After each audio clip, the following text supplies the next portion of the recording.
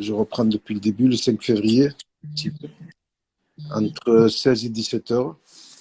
Yanis, en compagnie de sa sœur, donc Yanis, que, paix à son âme, et sa petite sœur qui est avec lui, un bébé et sa maman, qui rentraient du lac de Villeneuve-de-la-Raho, qui se trouve à proximité de Perpignan. C'est à 3-4 km, donc on reste dans le 66, dans le PO. Pour regagner la voiture, il faut traverser la route. Donc il y a le passage piéton, bien entendu, ils attendent la voiture qui s'arrête. Il y a Nice qui commence à s'engager. Juste derrière, il y a sa mère avec les petites qui suivent. Et puis il y a une voiture qui vient de l'autre côté. Donc à savoir que Yanis était bien engagé déjà. Et le véhicule qui vient de l'autre côté vient à toute vitesse. À dire d'experts, il devait rouler entre 50 et 70 km/h. On parle d'une zone 30. Il est sur le passage piéton et elle lui fonce carrément dessus. À tel point que l'impact a écrasé le haut de la calandre. Donc le véhicule, c'est un Citroën Picasso. Le choc est tellement violent que Yanis décolle, ça tape sur le pare-brise et ça le fait rebondir sur 5-6 mètres à peu près en avant. Après l'avoir tamponné, elle aurait dû freiner. Elle aurait dû freiner, il serait vivant. Mais elle lui laisse aucune chance. Elle lui laisse aucune chance, la meurtrière décide de s'enfuir. Elle roule dessus. Elle le traîne sur plus de 22 mètres. Elle le fait passer sous le châssis. Le châssis fait entre le sol et le châssis, il n'y a pas plus de 16 cm, ça a été mesuré. Elle a fait passer sous le châssis sur plus de 22 mètres. Et donc il y a tout qui casse. Les clavicules, les côtes, le thorax, les poumons qui explosent. Les os des deux fémurs des jambes coupés. Et sur 22 mètres.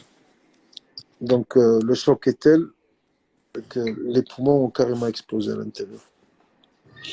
Et elle s'enfuit. Elle lui roule dessus avec le roue arrière et elle s'enfuit, tout simplement.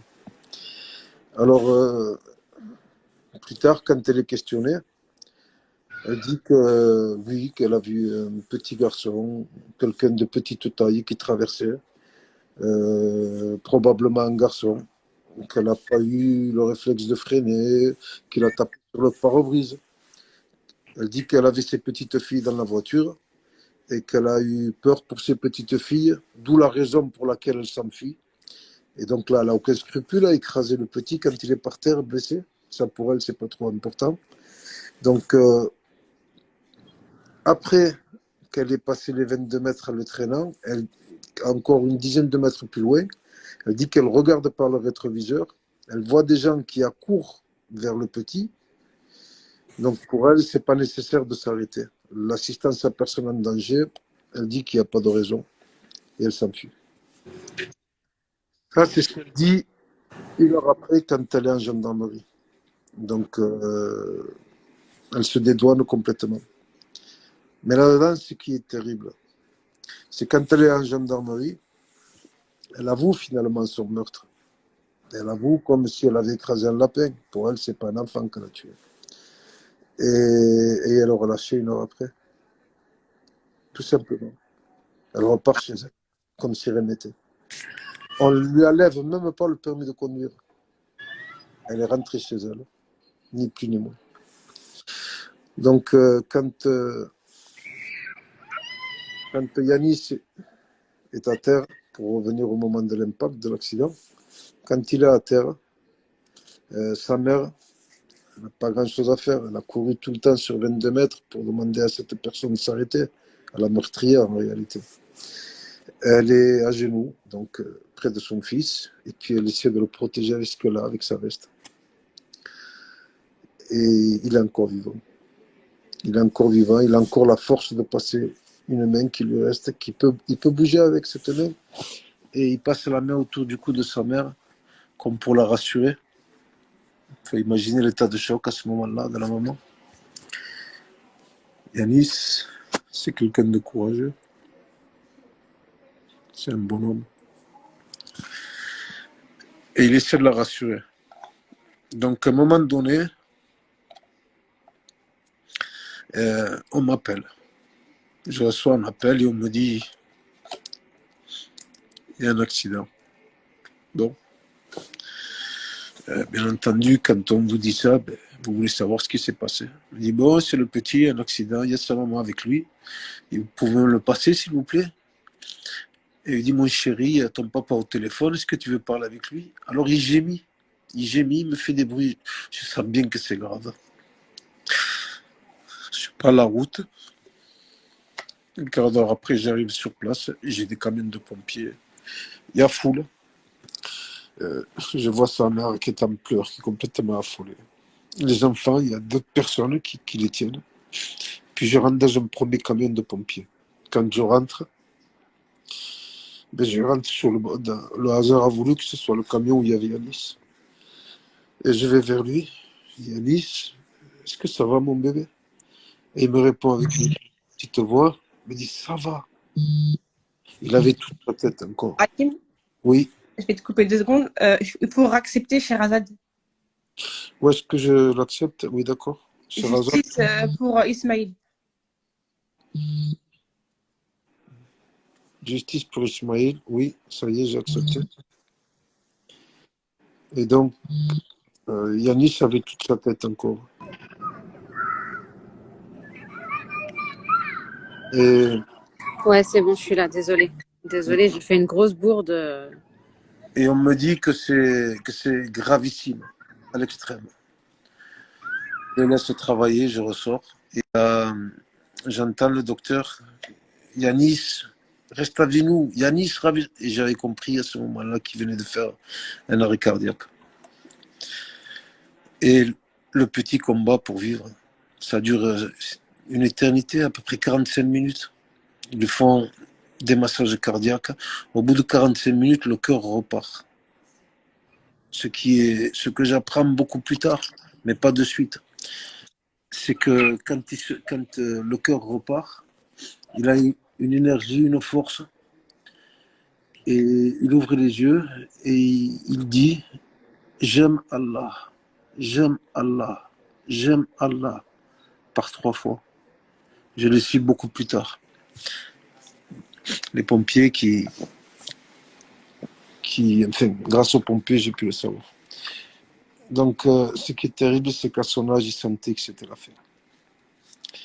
Il réclamait pas ses parents, mais je pense que le passage pour le paradis, tristement, mais il avait compris que c'était ça. Donc, il part en urgence absolue. On suit le fourgon jusqu'à l'hôpital. Ensuite, arrivé sur place, on nous prend en charge. C'est tellement grave qu'on nous laisse rester dans une pièce. Et ça dure. Chaque heure, j'allais demander, mais est-ce qu'il est vivant? Est-ce qu'il est mort? Dites-nous, ne nous laissez pas dans l'angoisse. À un moment donné, ça devait être vers minuit. À un moment donné, un docteur qui arrive vers nous, qui nous dit, écoutez, j'ai jamais vu ça de toute ma carrière. Hakim, désolé, encore une fois, Sherazade, il faut la réaccepter. Donc, justice pour Ismaël. Et donc, il vient vers nous et il nous explique que tout est détruit, en fait, dans le corps du petit, mais qu'ils vont faire le maximum puisque le cœur, lui, continue de battre. Ils reviennent nous voir un peu plus tard. On a pu stabiliser le corps. Par contre, on ne sait pas ce que le cerveau a. On va lui faire un encéphalocrâne. Si on voit qu'il y a des lésions, si on voit que le cerveau est touché, on n'ira pas plus loin. Je dis, bon, écoutez, dites-nous, c'est vous qui savez. Peu de temps après, il y a le docteur qui revient vers nous et qui nous dit le cerveau n'a rien du tout. J'ai bon espoir. On va faire tout ce qu'on peut. On va mettre le paquet. C'est un enfant. On va faire le maximum pour essayer de le sauver. Et donc, ils font venir, y compris des docteurs de Montpellier, en hélicoptère. Et puis on était sur place. Ils font vraiment le maximum. Ils drainent comme ils peuvent les poumons. Savoir qu'ils ont mis l'équivalent de ce qu'on a, nous, adultes, de sang. Tellement qu'il a fallu drainer, bon, les hémorragies, tout ce qui va avec. Mais ils ont fait un boulot formidable. À un moment donné, l'enfant est stable. Il est stable, il accepte toutes les drogues, donc tout ce qui est adrénaline, tout ce qui est plaquettes. Et il est stable, mais ça ne dure pas longtemps. Ensuite, il y a tout qui dégringole. 4 heures du matin, on constate la fin de vie de l'enfant. Donc, ce qu'il faut retenir, c'est que le cerveau n'avait vraiment rien. Il n'était pas touché. Un peu plus tard, aux alentours de 7-8 heures, on a un appel à la gendarmerie. Entre-temps, ils avaient eu donc, l'hôpital qui leur a dit que l'enfant a décédé. Ils nous appellent, nous présentent ses condoléances, le gendarme, et nous demandent de passer en gendarmerie pour porter plainte. Donc, on se présente de suite après. Et puis, dès qu'on arrive en gendarmerie, la première des nouvelles qui nous annonce, le gendarme, c'est que le procureur requalifie le délit de fuite. Donc, il n'y a plus de délit de fuite. Elle s'est pourtant enfuie. C'est ce qui a causé la mort de l'enfant. Mais ils estiment qu'il n'y a plus de délit de fuite. Les questions qui sont posées, c'était des questions qui se faisaient des questions-réponses, en fait. Et voilà, elle était encore sous le choc, mon épouse. Et quand on demande à la maman, eh ben, est-ce que vous croyez qu'en zone 30, le véhicule roulait à cette vitesse, elle dit non. Et eux, par exemple, ils écrivent, oui, j'en ai l'intime conviction, le gendarme. Ensuite, je ne sais pas pourquoi, il dit que la maman est restée aux abords du lac alors que l'enfant est parti tout seul sur le passage piéton. Savoir qu'il y a à peu près 200 mètres entre le lac et le passage piéton, ce qui est un faux total, y compris les témoins, y compris le premier véhicule a témoigné qu'il était avec ses parents et il traverse le passage piéton avec ses parents. Et ça, ils le savent, puisqu'ils avaient déjà relevé par rapport aux témoins, donc l'essentiel de ce qu'ils pouvaient savoir, y compris le délit de fuite. Donc, il n'y a plus de délit de fuite. Ils se font les questions-réponses. Il faut savoir qu'on est sous le choc. On vient tout juste d'apprendre le décès du petit. On n'a pas dormi de la nuit. On est chamboulé. Il ne nous lit pas la déposition. Il ne nous la relit pas. On lui fait confiance, on signe. Et on repart à la maison. Alors, juste avant de partir, il me dit qu'on ne peut pas établir non plus l'excès de vitesse puisqu'il n'y a pas de trace de frein au sol. Et que la seule façon pour eux de déterminer plus ou moins par expertise, c'est donc une autopsie. Et donc, ce qui leur permet, eux, leurs experts, de faire une estimation. Et le véhicule, le choc qu'il y a sur le véhicule. Bon, mais j'accepte l'autopsie. Tout est, je vous dis, il n'y a plus de poumons, il n'y a plus rien dedans. Je dis, écoutez, faites l'autopsie et puis au moins rendez-nous le corps le vendredi. Qu'on puisse le mettre en terre. Donc, il joue le jeu. Vendredi, j'ai pu récupérer Yanis et on l'enterre. Alors, encore quelque chose qui n'est pas normal. Au moment de l'enterrement, ils bloquent les routes de Villeneuve-de-la-Raho et ils font la reconstitution. Pendant que nous, on enterre le petit, eux font la reconstitution en même temps. Sauf que les principaux témoins, mon épouse, qui est là, qui a tout vu en live, elle a tout vécu, eh bien, c'est pas nécessaire pour eux. C'est pas possible qu'on fasse une reconstitution sans qu'il y ait le principal témoin. On aurait pu dire où ils étaient, le véhicule d'où venait, enfin, tout ce qui se fait, on parle d'un homicide. Donc, pour eux, il ne faut pas qu'on y soit. Encore une incohérence. Et c'est que le début.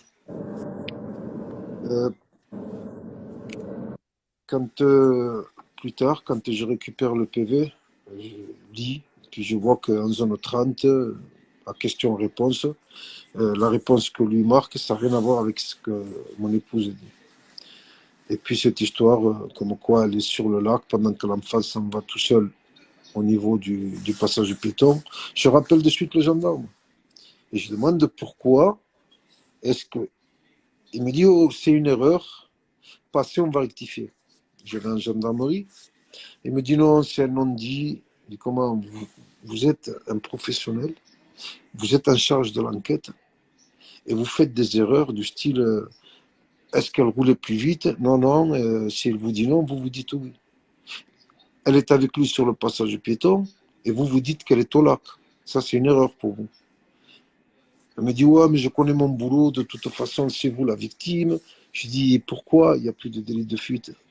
Est-ce que vous pouvez me donner une explication? Ah, c'est pas moi, c'est le magistrat. C'est pas vous. Il y a un enfant qui est mort, et ça va être ça, l'enquête, jusqu'au bout.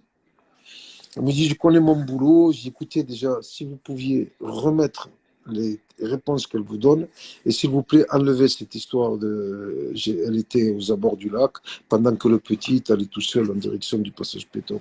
Ça ne s'est jamais passé comme ça.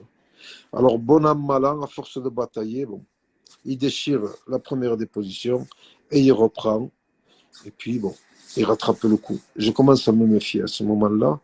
Je lui dis qu'elle doit être réentendue, puisqu'il ne lui a pas lu la déposition, donc il y a un traducteur et un avoué. C'est comme ça que ça doit se passer, quand quelqu'un ne comprend pas bien la langue. Ça a été compliqué, j'ai pris un avocat, je lui ai expliqué la situation, il a appelé le gendarme, il me rappelle, il me dit elle va être réentendue, mais pas tout de suite. Je vous ai dit au départ qu'il y a eu un encéphalocrâne, et l'encéphalocrâne dit qu'il n'y avait rien du tout au niveau de la tête. Alors je m'explique pourquoi. Il y a le procureur qui demande aux enquêteurs au départ si c'est le premier ou le deuxième choc qui le tue. À savoir que c'est très grave qu'il soit tamponné sur le passage piéton, mais ce qu'il a encore au plus, c'est qu'au lieu de freiner ce que tout être humain aurait fait après le choc, elle s'enfuit, elle l'écrase pour s'enfuir. Et c'est ce qui le tue. Donc il meurt par les poumons, il meurt parce qu'il y a une telle hémorragie qu'on ne peut pas, on ne peut plus stabiliser, il n'y a plus de poumons. Et par les jambes. Les deux os du fémur sont coupés, donc ça saigne à tel point qu'ils arrivent, à un moment donné, ils ne pouvaient plus. Et quand ils font l'autopsie pour déterminer la vitesse, donc ça se passe en février, en avril, ils réentendent sa maman, et cette fois il y a l'avocat, et je lui dis, faites bien attention parce que les questions-réponses, ça ne va pas. Donc l'avocat fait attention, j'attends à l'extérieur, j'ai pas le droit d'y être. Et quand il sort, je dis alors, il me dit non, ça a été correct, il y avait la traductrice, bon, ben, c'est bien. Il me dit, seule chose, il m'a dit qu'en retour d'autopsie, ils ont un rapport d'autopsie qui dit qu'au premier choc, l'enfant de toute façon aurait été tué à cause des lésions qu'il a au cerveau. Depuis le début, je sais que le cerveau n'a rien. Donc je demande, je dis à mon avocat, c'est pas possible. C'est pas possible.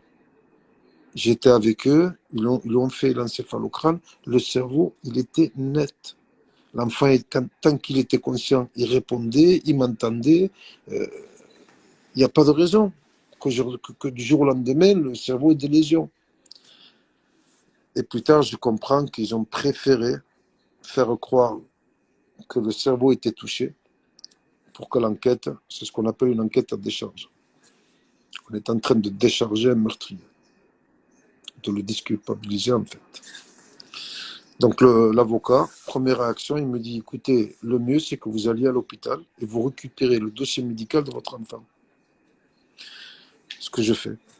Quand j'arrive à l'hôpital, je demande à récupérer le dossier médical de mon fils et on me dit non. Non, pourquoi? Parce qu'il y a un blocage administratif, une scellée administrative. Comment je peux le récupérer? On me dit, écoutez, voyez avec votre avocat, ça doit normalement être assez rapide. Le procureur fait la levée de la scellée administrative et puis vous récupérez votre dossier.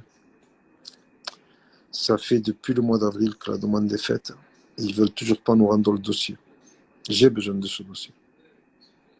J'en ai réellement besoin parce qu'il y a des vérités qu'il faut mettre au jour. Et surtout, je veux savoir pourquoi ils ne veulent pas reconnaître que la meurtrière est une meurtrière. Rien de plus. Elle est en excès de vitesse, ça a été déterminé, puisque l'expert dit qu'elle roulait à plus de 50 km/h au vu du choc. Et encore, je suis persuadé que ça a été dit à minima. Elle a commis un délit de fuite, non-assistance à personne en danger. Ce qui est crapuleux, c'est qu'elle écrase un petit. Elle lui coupe la priorité sur le passage piéton. Donc, elle aussi, elle est réentendue au mois d'avril. Au début, l'enquêteur fait bien son travail, il lui fait croire qu'il n'est que blessé. Alors là, elle dit qu'elle voit quelqu'un de petite taille, qu'elle le voit traverser la route, qu'elle n'a pas le réflexe de freiner et qui tape sur le pare-brise. Donc elle avoue. Quand elle apprend qu'il est décédé, c'est plus la même histoire qu'elle raconte. Elle dit qu'elle n'a rien vu du tout. Quand le gendarme lui demande mais pourquoi vous avez dit ça en première audition, il dit je ne sais pas du tout, mais moi c'était un oiseau. J'étais persuadé que j'avais touché un oiseau, j'ai paniqué. Donc Yanis est devenu un oiseau. C'est plus un être humain qu'elle a tamponné. Elle est dans le déni total. Mais elle est quand même relâchée. On la laisse de nouveau partir. On n'a même pas retiré le permis de conduire. N'importe quel chauffeur qui coupe la priorité à un piéton et qui le tamponne, on lui enlève le permis de conduire. Elle, rien du tout. Ce que je lis plus tard quand je reçois la fin de l'enquête, donc le rapport de la procédure d'enquête, c'est écrit, question posée, est-ce que depuis vous avez repris votre véhicule, est-ce que vous roulez avec votre véhicule? Est-ce que je dois comprendre qu'en plus ils lui ont rendu le véhicule? Alors, c'est encore un détail de plus qui n'est pas normal. Si on ajoute la reconstitution sans nous, si on ajoute le délit de fuite qui est enlevé, et puis ce qu'ils ont depuis le début essayé de nous faire croire, c'est que le coupable c'était le soleil. En fait, si on s'en tient à ce qu'ils veulent nous faire croire, ce qui ne tient pas du tout, puisqu'elle dit bien qu'elle le voit. Donc, soit elle le voit, soit le soleil l'empêche de voir. Donc, depuis le début, ils essaient de faire croire que le soleil était tel. On parle du mois de février. J'ai des photos d'une demi-heure après l'accident, et on voit très très bien. Donc, il n'y a pas de raison que si nous on voit bien, elle voit mal. Et il y a aussi ces dépositions qui démontrent qu'elle a bien vu qu'il y avait un petit enfant de petite taille qui traversait au passage du piéton. Mais les enquêteurs s'emploient à... Donc, il y a des caméras aussi de surveillance. D'après les enquêteurs, on ne peut rien voir. On ne peut pas déterminer le freinage. Et puis, il y a le soleil. Donc, il a ébloui de telle sorte qu'elle ne pouvait pas voir ce qui se passait. En tout cas, elle n'a pas tamponné sur les côtés, elle a su s'enfuir, elle a bien écrasé le petit, et puis elle a gardé tout le temps, elle a su conduire. Encore une incohérence. Et on continue, comme si ça ne suffisait pas. Les panneaux qui déterminent la vitesse, donc la zone 30, ces panneaux-là, ils estiment qu'ils n'avaient pas leur place, qu'il n'avait pas lieu d'y avoir ces panneaux à cet endroit-là. Donc, c'est plus une zone 30. Du jour au lendemain, d'un claquement de doigts, ça devient une départementale. Donc, les panneaux n'ont rien à faire ici. Qui peut m'expliquer ça? Est-ce que tu peux détailler par rapport au fait que, c'est-à-dire, ils ont retiré les panneaux de 30, ils ont fait quoi? C'est-à-dire, il n'y a plus de panneaux, il y a quoi? Eh bien, ce panneau, alors ils l'ont retiré ou pas, j'ai pas trop eu le cœur d'y retourner, mais je sais qu'ils ont fait des travaux juste après, beaucoup de travaux. Et cette partie-là, donc la partie où, puisqu'il n'y a pas qu'un panneau, il y en a plusieurs, ils estiment qu'ils sont là, mais qu'ils ne servent à rien. Ils sont énormes. Et on voit que ça. On voit décéder le passage. Vous arrivez aux abords d'un passage piéton, vitesse réglementée à 30 ou moins, et puis il y a un dodan qui fait que vous n'avez pas le droit de dépasser les 30 km/h. Donc ces panneaux, pour eux, ils ne rentrent pas dans l'enquête. On les oublie. Donc il n'y a pas d'excès de vitesse, il n'y a plus de délit de fuite. Le procureur dit à mon avocat, on ne va pas l'accabler, on ne va pas lui mettre en plus à cette pauvre femme le non-assistance à personne en danger. Ben, je veux bien, mais qu'est-ce qu'elle a fait? En quoi elle a aidé l'enfant? Elle a mis sa voiture en travers? Je ne sais pas comment elle a secouru. Pour moi, le non-assistance à personne en danger, il est là. Elle a vu par le rétroviseur qu'il y avait des gens calés à son soutien. Pour elle, il n'y avait pas de raison qu'elle s'arrête. Donc, elle a continué sa route. Et le délit de fuite, il est là aussi. Il ne me fera pas avaler que quelqu'un qui s'enfuit ne s'est pas enfui. S'il n'est plus là, c'est qu'il s'est enfui. Donc, il y a un souhait depuis le début de la dédouaner, de faire en sorte que ce soit ce qu'on appelle un dossier en décharge. Tout est enlevé. Que des incohérences les unes après les autres. Et donc, en suivant, on a commencé à se poser des questions. On s'est dit, mais quelqu'un qui la protège, c'est pas possible. Quelqu'un qui tue un enfant sur un passage piéton ne reste pas plus d'une heure en gendarmerie. Elle est relâchée, on lui laisse le permis. Je suis persuadé qu'on lui a même rendu son véhicule quand je lis les dépositions. Mais là, ça n'engage que moi. Je n'ai pas la preuve. Ce qui est sûr, c'est qu'ils n'ont pas touché à son permis de conduire. Et puis, vous savez, il y a des questions aussi qui font mal. À un moment donné, il lui demande comment elle se sent. Elle dit, ça va. De temps en temps, j'y pense, mais ça va. Par contre, j'arrive à dormir le soir, ça va. Incroyable. Moi, j'ai envie de lui dire, j'arrive pas à dormir. C'est Et, incroyable. et pour longtemps, longtemps. Et elle nous a détruit. Elle nous a détruit.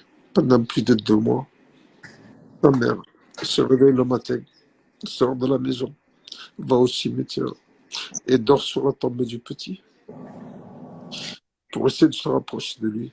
Eh ben, elle a de la chance d'aller mourir. Elle a de la chance, elle n'a aucun remords. C'est très bien. Mais maintenant, pour elle, tout va bien, puisqu'elle a décidé que c'était un oiseau. Et ça, d'après le procureur, c'est légitime. Alors lui, il valide tout à fait cette hypothèse. Et par moments, je suis surpris, il y a des hypothèses qui sont avancées par le gendarme. Et ça engage les gendarmes quelque part. Alors lui, il émet 3 hypothèses. Il dit qu'il y a peut-être l'idée que le soleil l'a ébloui, donc elle n'aurait pas vu. Mais ça, on peut le balayer, puisqu'elle dit qu'elle a vu quelqu'un de petite taille traverser. Donc soit elle a vu, soit elle n'a pas vu. Pour le coup, elle a vu. La deuxième hypothèse, c'est que dans l'habitacle, elle aurait été dérangée par le téléphone, ou elle aurait été en communication, ou alors ses petites filles l'auraient dérangée. Ce qu'elle dit, c'est que ces petites filles, donc des jumelles, lisaient un livre à l'entrée de promenade et qu'elles étaient tout à fait calmes. Donc là aussi, on peut balayer la deuxième hypothèse. Et la troisième, c'est qu'elle voulait passer en force. Alors là, je valide. Parce qu'elle dit qu'elle a pris le rond-point à 25 km/h. Je suis persuadé qu'on ne peut pas aller plus vite. Si elle allait plus vite, elle serait partie dans le décor. Simplement, l'expert, il dit que le choc est entre 55 km/h ou plus. Ce qui fait qu'entre le rond-point et le passage piéton, elle a accéléré tout le temps. De 25 au moins jusqu'à 55. Et elle n'a freiné à aucun moment, puisqu'il n'y a pas de trace de freinage au sol. Et même quand elle le tamponne, elle ne freine pas. Et même plus loin, quand elle roule dessus, elle ne freine toujours pas. Donc le frein, pour elle, c'est pas nécessaire. Elle voulait passer en force, elle voulait passer avant Yanis. Le problème, c'est qu'elle a raté son coup. Elle a tué Yanis. Et ce qui est écœurant, c'est qu'elle n'a même pas été mise en prison. Je veux dire, quand on regarde le code de la route ou la loi, ou ce qui est pénal, quand on enfreint les règles de sécurité et qu'on met en danger quelqu'un, de surcroît, si on le tue, ben c'est la case de prison. Pourquoi elle est rentrée 1 heure après chez elle? On a Parce que, commencé à se poser des vraies questions. ouais, il y a des personnes qui te posent des questions, qui disent en fait, qui se disent, ouais, elle est protégée, cette femme. Je te lis Tout quelques à fait, commentaires. tout à fait. On ne sait pas par qui et pourquoi, mais elle a du monde derrière. Et t'en as qui disent, c'est pas possible. Comment Alors, ça se fait? Elle doit être protégée. Tu vois, ça revient beaucoup en fait en. c'est exactement ce qui s'est passé. Tout le monde a raison. On a, on a eu à un moment donné une réaction. Je vous dis, on sort d'un matraquage et toutes les incohérences qui suivent le lendemain, plus de délits de fuite, euh, la reconstitution sans nous, cette histoire de soleil, fait plein de choses qui veulent rien dire, les caméras qui ne montrent pas. Et puis moi, ils me disent, méfiez-vous, quoi qu'il lui arrive, vous serez coupable parce qu'on ne sait jamais s'il y a un attentat. Mais qu'est-ce qui vous arrive, monsieur? Vous êtes au courant que c'est mon fils qui a été tué? Parce que moi, je le sais. C'est quoi cette histoire d'attentat? Il me dit, ça ne vient pas de nous, ça vient de plus haut, voilà, je vous le dis. Ah bon? Ah bon. Je me demande de la justice pour qui elle est. si elle défend les victimes, ou alors si elle défend leurs collègues. Et j'ai l'impression que c'est... Et on va y arriver. On va y arriver parce qu'à un moment donné, la vérité, elle n'a qu'une route. Et donc, on me conseille, on me dit le mieux, c'est de faire du bruit. Et puis, y compris les médias. Aux médias, on leur a dit que c'était le soleil, puis les témoins, ils corroborent la thèse du soleil, puis il y a pas à aller chercher plus loin. Ils ne parlent pas de passage piéton, ils zappent tout, et voilà ce qu'ils donnent aux médias. À un moment donné, je parle avec quelques personnes pour faire une marche blanche à la mémoire de Yanis. C'était un gentil garçon. Personne ne veut le dire. Enfin, il n'y a pas grand-chose qui est dit sur Yanis. Yanis était un très bon élève, très gentil, très doux, mais vraiment poli. Regardez ce petit ange. Regardez, s'il était beau ce petit. Et je ne dirais pas que le visage, il était beau dans son cœur aussi. Et donc Yanis, eh bien, il ne vit plus. Il est mort. Il n'est pas mort tout seul. Il est mort parce qu'elle a détruit, elle a écrasé. Elle lui a laissé aucune chance. En principe, on les met en prison chez eux. Ils peuvent encore tuer d'autres personnes. Alors il y a une question qui m'a terrifié. La question qui lui est posée, c'est: avez-vous déjà eu un accident similaire? J'espère que non. Donc, vu qu'elle n'a pas tué quelqu'un d'autre avant, il n'y a pas de raison de la mettre en prison. Un cambrioleur, il aurait été en prison, lui. Ou mieux encore, ça aurait été le fils du gendarme ou le fils du procureur, je suppose qu'elle aurait été mise en prison. Mais lui, il s'appelle Yanis. Je ne sais pas si c'est ça ou s'il y a autre chose qu'on m'explique. Mais moi, je n'arrive pas à trouver d'explication. Alors, je vous dis, on me dit que le mieux, c'est de l'ébruiter, et donc, y compris l'école. Tout le monde était partant pour faire la marche blanche. Et ensuite, ça a partagé. Mais à tel point, il y a eu un tel élan de solidarité que j'ai eu les médias qui sont venus vers moi, les médias locaux, je vis à Perpignan, et qui m'expliquent et qui me disent: nous, on nous a dit que c'était le soleil, et depuis, blackout. Ils ne veulent plus rien nous dire. Alors nous, on leur explique la nôtre des versions. Et puis, ils commencent à tenir compte de ce qu'on dit, c'est cohérent. L'enfant traversé, le véhicule qui vient à toute vitesse, qui l'écrase, qui s'enfuit, c'est la vraie vérité. Donc, ils tiennent compte de ce qu'on dit, on fait la marche blanche. Arrivé devant le tribunal, donc on part de l'école jusqu'au tribunal, on a un micro, j'essaie de poser des questions, les médias reprennent tout ce qu'on dit, et puis ça a commencé à faire bouger un peu. Donc il y a eu des gros influenceurs qui ont un grand cœur aussi, il faut le dire. D'autres personnes qui se sont engagées parce que beaucoup de personnes ne peuvent pas supporter l'injustice, et heureusement qu'il y a encore des gens valables. Et puis voilà, ça c'est pour ce qu'on peut faire nous, avec nos petits moyens. Comment on peut faire face à une institution qui vous bloque, qui dédouane le meurtrier? Comment est-ce qu'on peut lutter? Sinon qu'avec la médiation. Et puis voilà.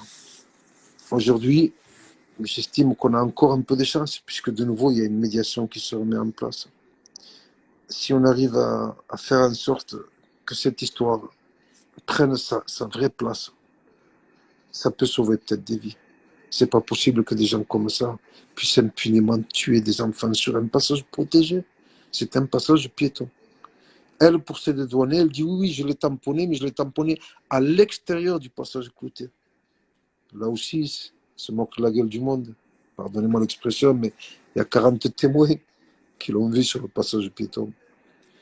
Alors, il y en a un qui dit que la maman est restée à côté du lac. L'autre qui dit qu'il traversait à l'extérieur du passage piéton. Vous voyez? Et l'histoire de l'oiseau, apparemment, ça plaît à tout le monde. Enfin, à tous ceux qui instruisent l'affaire. Sauf à nos avocats et sûrement pas à moi.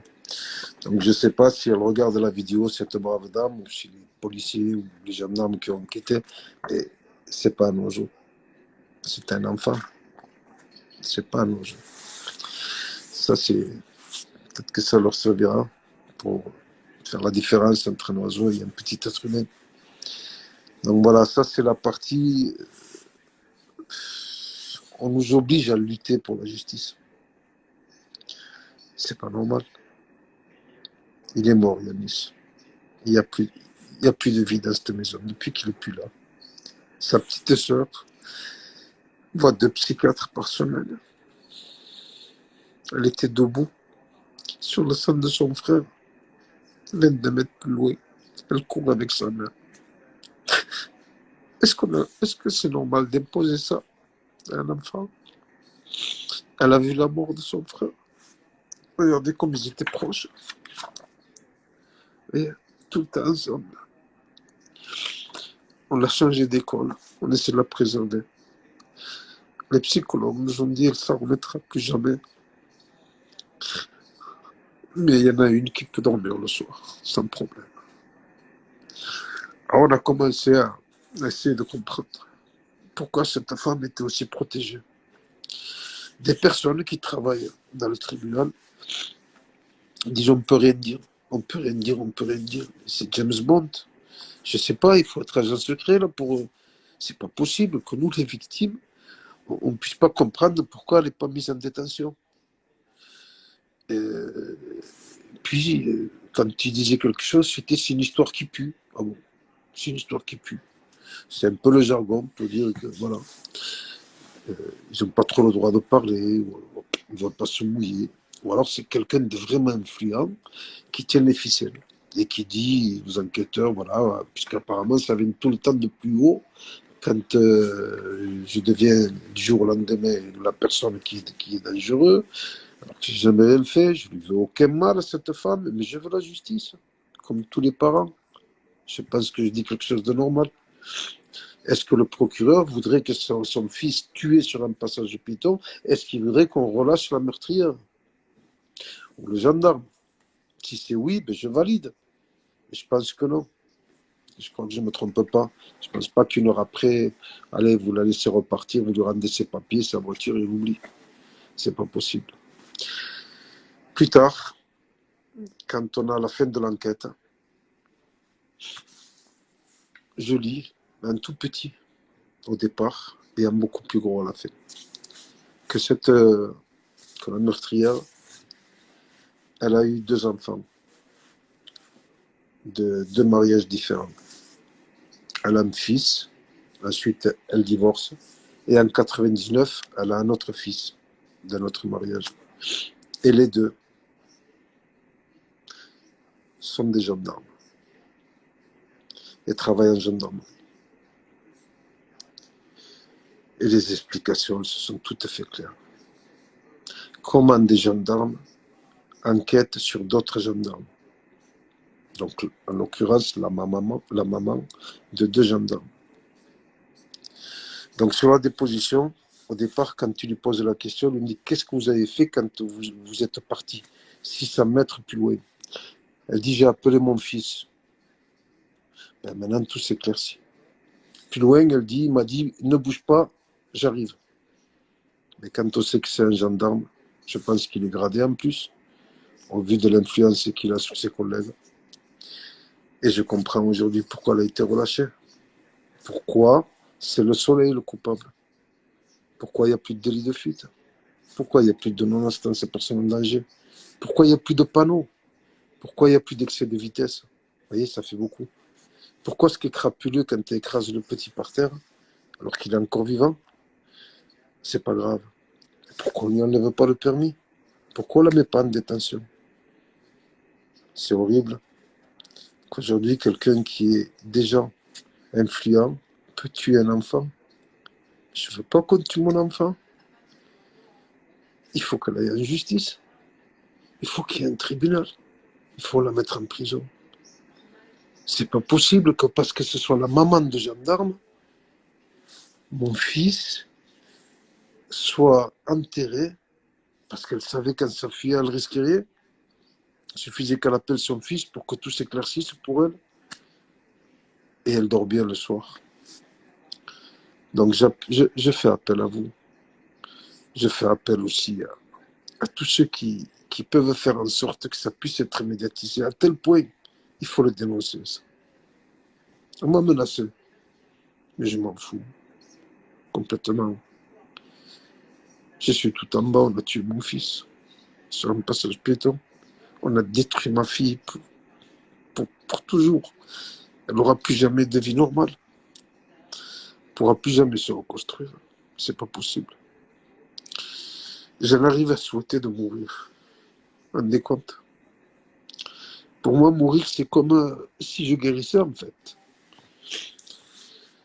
Voilà. Voilà. J'ai pas envie d'en dire plus sur la douleur qu'on ressent parce qu'elle est là.